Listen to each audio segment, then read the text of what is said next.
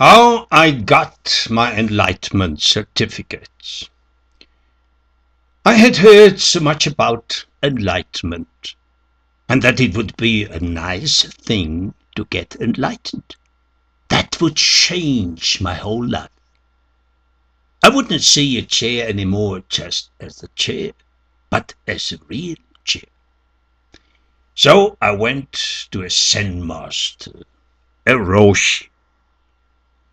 I expected that first he would give me a wise initiation speech about Buddhism. But no, he just said, "Sit down and watch your breath." I asked, "That's all?" "That's all." So I sat down and followed my breath. In, out, in, out. How boring. In, out, in, out. Never in my whole life had I been so frustrated. In, out, in, out. My knees hurt. In, out, in, out. I fall asleep. I wake up. My knees hurt even more. I can hardly stand it. It went on for hours and hours and days and days. The master said, "Don't let your mind wander. Be present at every breath." That was easy to say, but difficult to do. My mind was jumping in my head like a crazy monkey. I went on just breathing in and breathing out and breathing in and breathing out. After some days, the master said, "Don't observe your breath anymore. Now just sit." I asked, "And what else?" "Nothing else. Don't cling to anything. Not to your girlfriend or wife, not even to a beer or a cigarette or your favorite football club. Just sit." That was even more difficult. I had to forget about everything I ever read about Zen and meditation. All the book knowledge I carried in my head. Just sitting and not thinking. That is the hardest thing. The mind always wants to think about something. Imagining, remembering, planning and daydreaming. But now, nothing to hold on, just sitting and thinking nothing. I tried it for hours, but my mind was like a drunken monkey jumping around in my head from one thought branch to another. Never before was I aware of that monkey in my head. I couldn't stop its jumping. It drove me crazy. The master who helped me gave me some instructions that sounded like taken from a kung fu movie. Even if the body sits still, the mind goes on jumping around. I agree. The mind must be firmly grounded like a great mountain, unshakable. But it must also be alert, stretched like a taut bowstring, neither too slack nor too tense. Your mind has to be like the mind of a warrior engaged in a sword fight, facing deaths at every moment. You have to be fully present, as if each moment were the last moment of your life. You face your opponent watchfully. Were you to relax your vigilance even for a moment, he would cut you down immediately on the spot.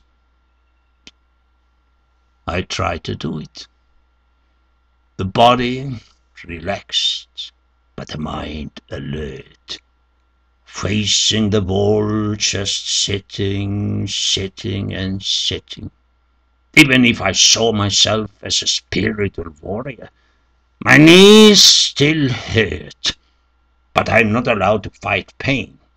So I say, "Hello, pain, how are you?" The pain in my knees answers, "I'm getting worse and worse." But with the sharp sword of my mind, I cut through the pain and it disappears. What a strong mind I have. After all that sitting, the master said, now walk back and forth. Be conscious of every step. So I walked back and forth, slowly, step after step, as if I were learning to walk again. Lifting, shifting, putting down. Lifting, shifting, putting down. Then the master asked, can you see the footprints you left behind? No. They were not there before you stepped, and they are not there after you stepped. Where are your footprints now? I don't know. The same happens with your life. You are without past and without future. Only the present moment is real. I insisted, but I know I have a past. How do you know? Because I have lived it. Where is your past now? Inside me, in my memory. What you now feel inside, once you felt it as something outside of you. But how can that which once you experienced outside become something inside? I wondered how that had happened. The master finished.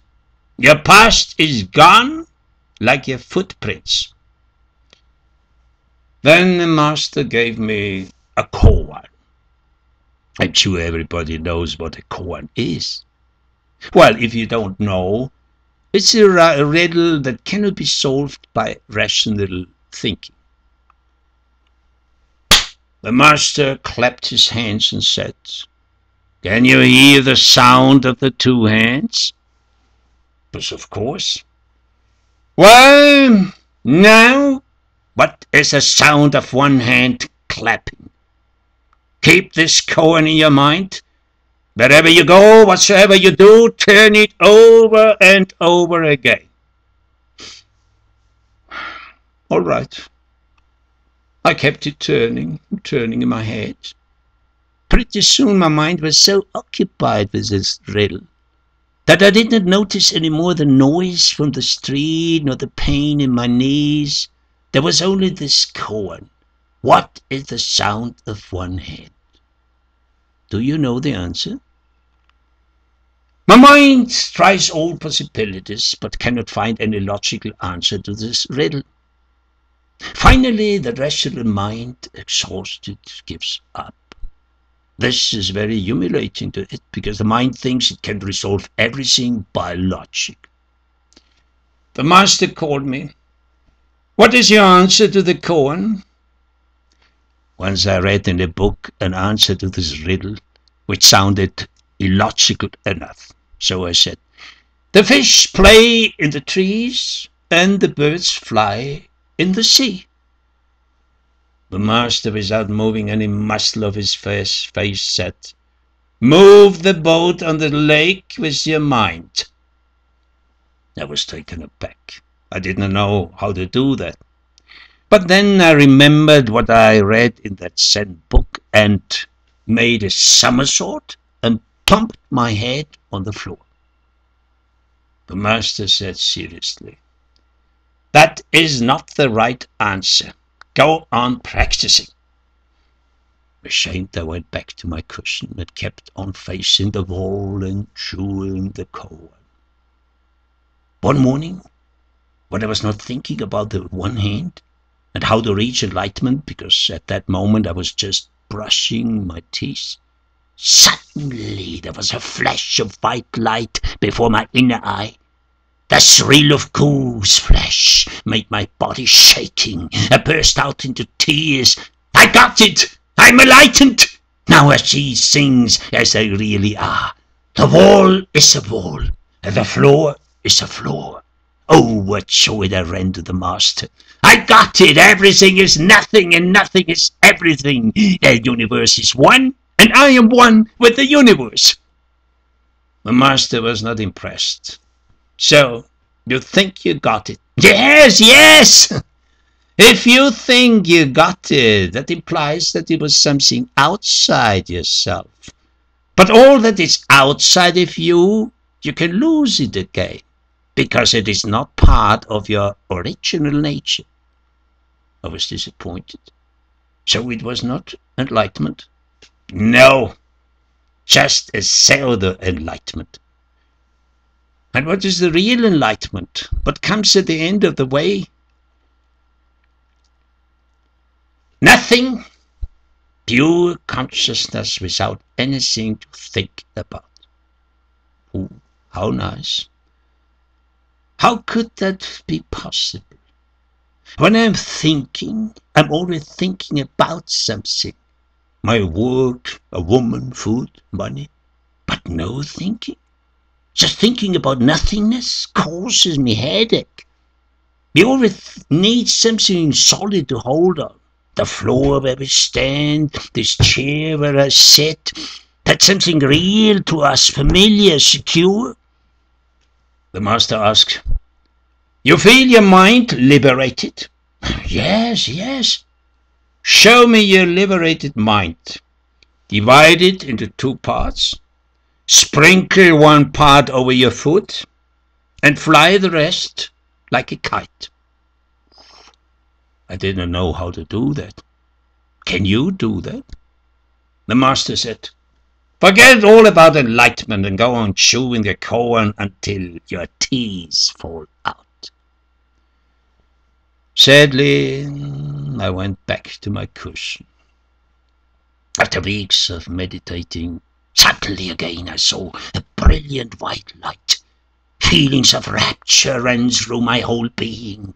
The body felt light as a feather. It was like floating through the space. Again I ran to the master and cried, now I got it, I got it. The master kept cool. What? How can I communicate it? It is far beyond any words. Everything fits together. Why did I struggle so hard all my life? Now I see clearly. Things are so simple, so ridiculous. The master came very close to me and looked into my eyes. Then he said sharply, ah! And walked away. I almost jumped out of my skin. The next day, the master said, congratulations. He gave me a little scroll. On it was written, nothingness. That paper was a certificate that I had reached enlightenment. If you don't believe me that I'm enlightened, here is my proof. You may ask, and where the word nothingness? Here it is. Can you read it? I walked out of the meditation center into the street. What had changed? It seemed that I had new eyes. For the first time in my life, I saw a chair. I felt a chair. I knew what a chair is.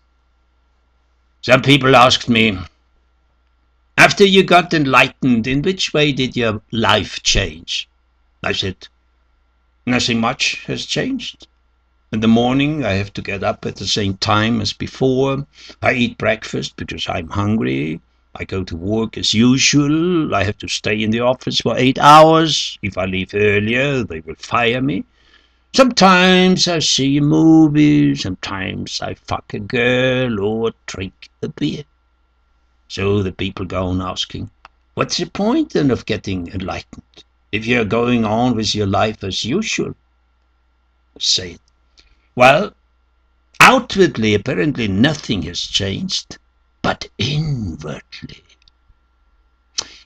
Whatever I was doing at each moment, I did it with full attention. Before, my mind was always thinking about something else. Even when I was making love, I never was completely with a woman in bed. My mind was still in the office resolving unfinished problems. But now I became a witness of everything I was doing.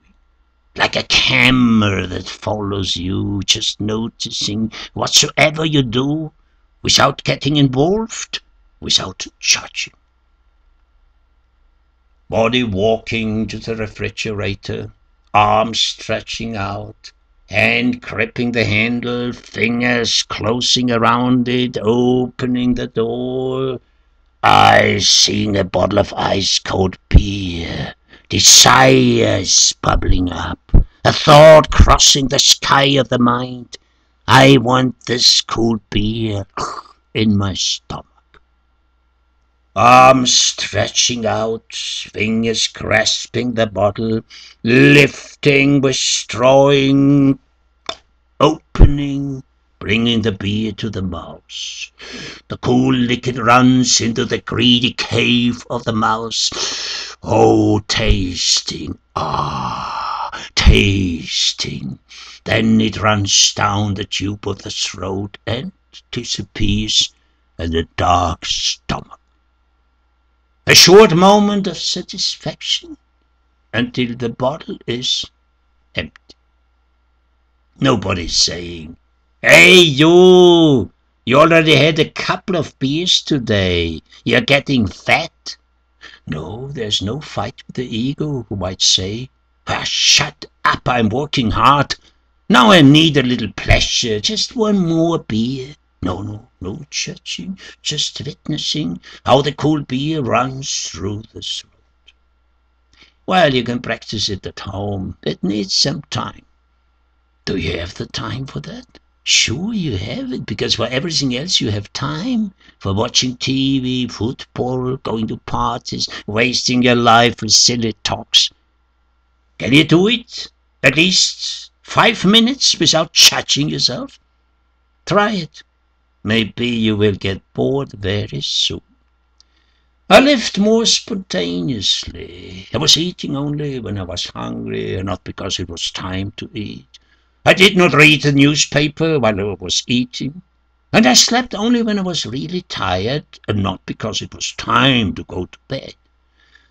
I eat when I'm hungry, I drink when I'm thirsty, I sleep when I'm tired, I live until I die. As long as I'm living, I still am not dead. That's all. That's all. Unfortunately, my enlightened state was not permanent. How could it? The work, the struggle to make money to survive, women, all those distractions, obligations, duties, you know. So slowly I fell back again into my old mental habits. Again I saw things as I saw them before, with old eyes in the old way, like everybody else. When a beautiful woman passes by, my eyes follow her as they did before. Desire bubbles up. I want her in my bed. I rarely have the time to open the refrigerator in slow motion and drink a beer with full attention. That was my Zen experience.